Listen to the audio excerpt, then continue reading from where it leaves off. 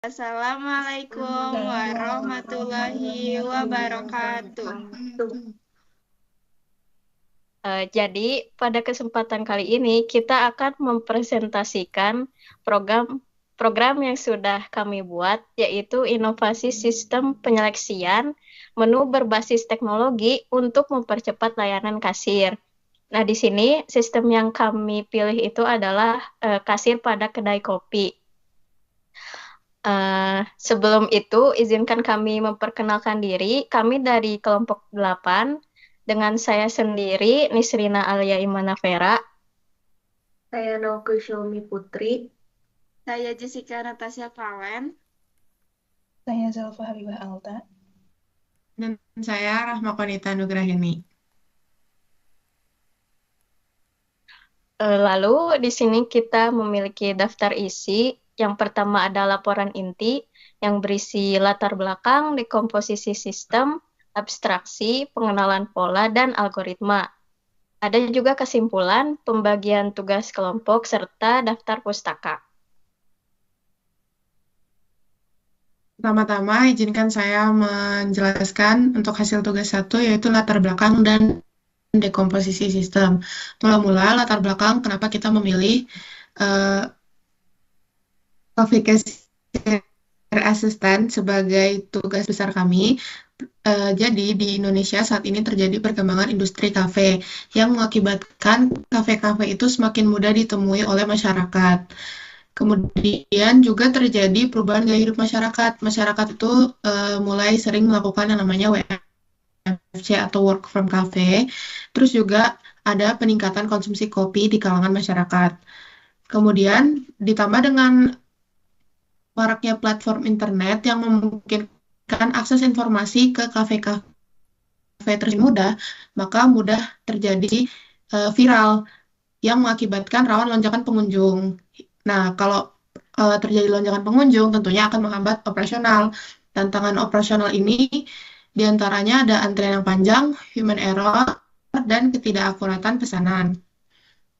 Berikutnya, untuk dekomposisi sistem, kami memecah masalah utama menjadi bagian-bagian kecil agar lebih mudah dipahami saat diprogram. Jadi di sini ada input dan outputnya. Bagian input ini berfungsi untuk menerima data dari pembeli atau pemakai. Di sini untuk informasi yang diinput ada nama pembeli, nomor menu untuk minuman, banyaknya minuman dalam gelas, nomor menu dessert, banyaknya makanan atau dessert dalam porsi, dan nominal uang tunai pembeli. Serta setelah dimasukkan input tersebut, kita akan mendapatkan output daftar menu dan harga, dan terakhir struk pembelian lengkap yang berisi hasil perhitungan harga, pesan diskon yang bersifat kondisional, total harga, dan jumlah kembalian.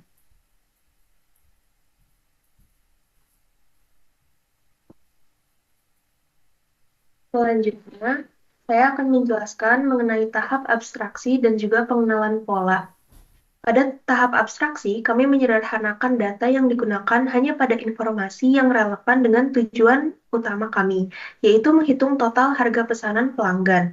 Jadi, data yang kami gunakan hanyalah nama menu, harga satuan, jumlah pesanan, serta uang tunai dari pembeli. Informasi lain seperti ukuran gelas atau deskripsi rasa tidak kami masukkan karena memang tidak relevan dan juga tidak memengaruhi hasil perhitungan utama. Selanjutnya, kami mengenali pola-pola dasar dalam sistem kasir. Pola pertama adalah pola berulang atau yang disebut juga dengan pola iteratif, yaitu proses input dan perhitungan subtotal yang dilakukan berulang kali untuk setiap pesanan. Pola ini kami terapkan dengan struktur looping while di Python. Pola kedua adalah pola bersyarat atau yang disebut juga dengan kondisional, yaitu penggunaan logika if-else untuk menentukan apakah pelanggan berhak mendapatkan diskon atau tidak, serta untuk memvalidasi input menu. Dengan memahami kedua pola ini, kami dapat menyusun algoritma yang efisien dan mudah dibaca. Setelah tahap ini selesai, sistem dapat dijalankan dengan logika yang lebih stabil, karena setiap bagian sudah memiliki pola dan perannya masing-masing.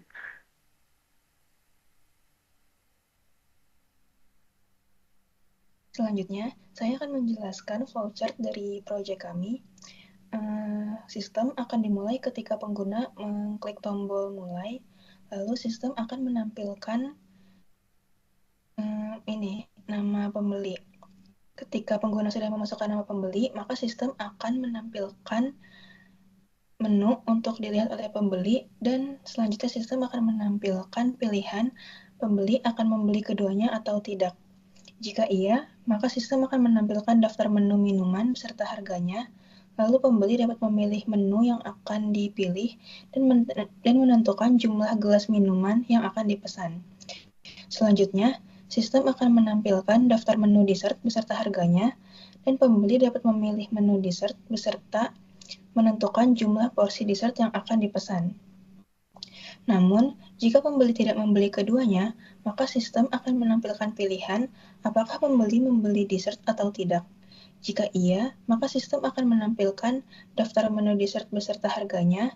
Kemudian, pembeli dapat memilih menu dessert dan menentukan jumlah porsi dessert yang dipilih. Namun, jika pembeli tidak membeli dessert, maka sistem akan menampilkan pilihan apakah pembeli membeli minuman atau tidak. Jika iya, maka sistem akan menampilkan daftar menu minuman beserta harganya, dan pembeli dapat memilih menu minuman yang dipilih. Selanjutnya, pembeli dapat menentukan jumlah gelas minuman yang akan dipesan. Namun, jika pembeli tidak membeli dessert dan tidak membeli minuman, maka pembeli tidak membeli apapun dan sistem selesai. Lalu, jika sistem sudah menampilkan dan menentukan jumlah porsi yang dipesan oleh pembeli, maka sistem akan menampilkan pilihan pesan lagi atau tidak. Jika iya, maka sistem akan kembali ke tampilan pembeli akan membeli keduanya atau tidak. Dan jika tidak, maka sistem akan melanjutkan ke jumlah harga yang harus dibayar oleh pembeli. Lalu, jika jumlah harga yang harus dibayar lebih dari 100, maka pembeli akan mendapatkan diskon sebesar 10%. Namun, jika jumlah harga yang dibayar itu kurang dari 100, maka sistem akan langsung melanjutkan ke total uang pembeli. Jika total uang pembeli itu berlebih, maka sistem akan menampilkan total kembalian yang harus dikembalikan. Namun, jika uangnya tidak berlebih, maka sistem akan langsung selesai.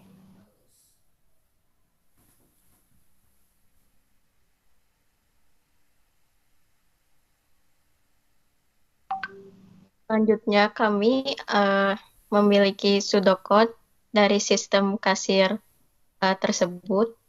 Nah, yang pertama itu hanya ada di section dessert. Nah, jika pembeli ingin membeli dessert di section dessert, maka ditampilkan menu dessert dan berapa porsinya. Ada juga input jika pembeli ingin pesan lagi atau tidak. Jika ingin memesan lagi, maka tertampilkan kembali menu dessert tersebut. Jika pembeli tidak ingin memesan lagi, maka akan langsung melakukan pembayaran. Nah, jika pembayaran lebih dari 100.000, maka pembeli mendapatkan diskon dan ada input uang tunai pembeli. Nah, pada total tagihan tersebut, jika total tagihan itu lebih kecil daripada uang pembeli, maka dalam struk itu terlampir kembalian. Nah, jika tidak total tagihan itu sama dengan uang tunai pembeli, maka kembalian tidak terlampir di struk beli. Nah, jika pembeli tidak belanja, jika tidak belanja dengan uang lebih dari 100.000, maka pembeli tidak mendapatkan diskon.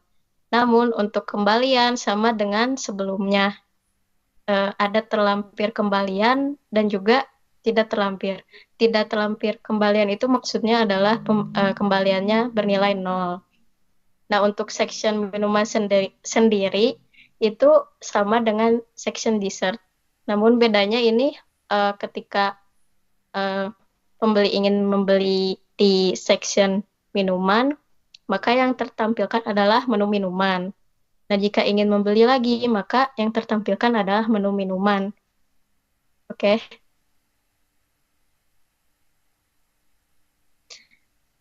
Ini yang beda merupakan jika pembeli itu membeli di section minuman, tapi memilih keduanya. Maka yang pertama tertampilkan itu menu minuman terlebih dahulu. Nah, jika pembeli ingin pesan lagi, maka tertampilkan kembali menu minuman. Nah, jika sudah selesai memesan menu minuman, maka akan langsung teralihkan kepada menu dessert. Nah, jika sudah selesai, maka harus langsung melakukan pembayaran. Untuk diskon dan kembalian sama seperti sebelumnya. Dan di section dessert, jika pembeli memilih keduanya, maka yang tertampilkan di awal terlebih dahulu adalah menu dessert. Dan jika ingin beli lagi, tertampilkan kembali menu dessert tersebut. Lalu baru tertampilkan menu minuman. Untuk diskon dan pembelian sama seperti sebelumnya.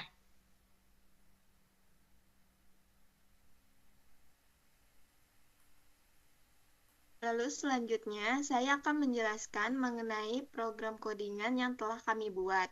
Program toko kopi kami menggunakan bahasa Python, yaitu loop, sequential, kondisional, dan array. Kenapa kami memilih itu? Karena bahasa Python tersebut sintaksnya sederhana dan mudah dipahami. Pada codingan kami diawali dengan menuliskan nama pembeli. Nama pembeli ini merupakan kondisi yang dimana menggunakan kode sekuensial. Kode sekuensial ini merupakan eksekusi kode langkah demi langkah dari awal hingga akhir secara urutan penulisan. Lalu selanjutnya kami menggunakan kode array. Kode array yang kami gunakan merupakan kode array dictionary. Kode array dictionary merupakan kode yang dimana struktur datanya dikoleksi dan menyimpan data dalam bentuk pasangan. Dan di kode kami ini tidak hanya menampilkan menu minuman ataupun menu dessert saja, tetapi kami menampilkan harga menu minuman dan menu dessert tersebut. Lalu selanjutnya kode yang kami gunakan adalah kode loop. Kode loop ini merupakan kode yang dapat kita tawarkan kepada pembeli agar pembeli tersebut dapat memesan berkali-kali. Pada kode loop ini, kami diawali dengan while. Dan while ini merupakan kode yang dimana pasti digunakan pada kode loop. Dan pada kode loop ini, kami juga menambahkan kode try dan except. Kenapa kami menggunakan kode tersebut? Karena kami ingin meminimalisir terjadinya error atau pengecualian yang mungkin terjadi saat program berjalan. Lalu slide selanjutnya.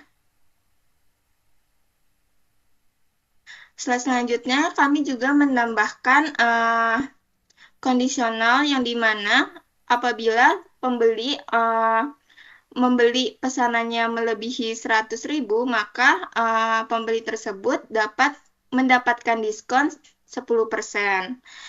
Lalu diakhiri dengan sekuensial juga karena sekuensial itu pasti memiliki awal dan akhir. Dan akhir yang kami tampilkan yaitu tampilan struk yang dimana terdiri dari total tagihannya, diskon apabila pembelinya melebihi 100.000, total bayarannya, uang yang dibayarkan pembeli, dan kembalian apabila pembeli memberikan uangnya lebih dari total tagihan yang harus dibayar. Sekian aja penjelasan dari coding kami.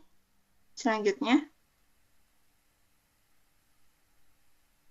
saya akan menyampaikan kesimpulan dari proyek yang telah diselesaikan oleh kelompok kami.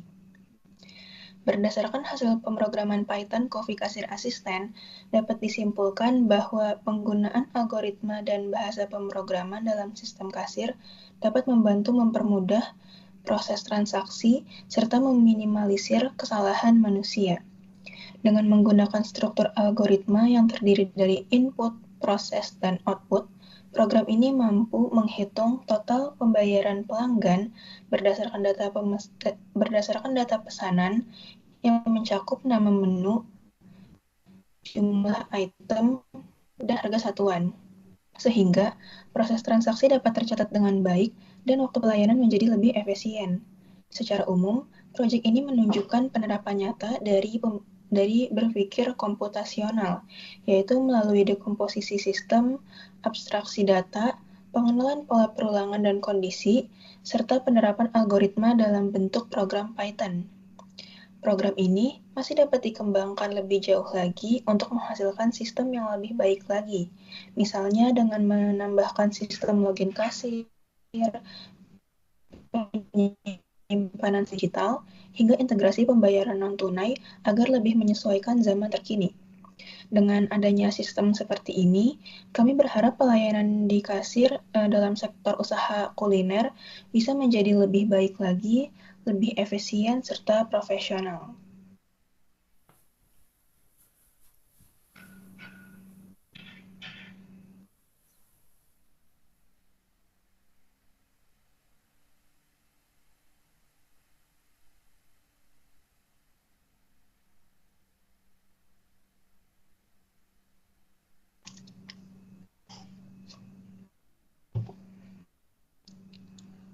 Demikian presentasi dari kelompok kami. Kami mengucapkan banyak terima kasih kepada Bapak Neil Priharto selaku dosen pengampu, serta teman-teman yang telah menyimak. Semoga program yang telah kami selesaikan dapat memberikan gambaran tentang bagaimana berpikir komputasional dapat diterapkan secara nyata dalam kehidupan sehari-hari, serta semoga program kami dapat membantu dalam kehidupan sehari-hari. Sekian dari kami. Wassalamualaikum warahmatullahi wabarakatuh.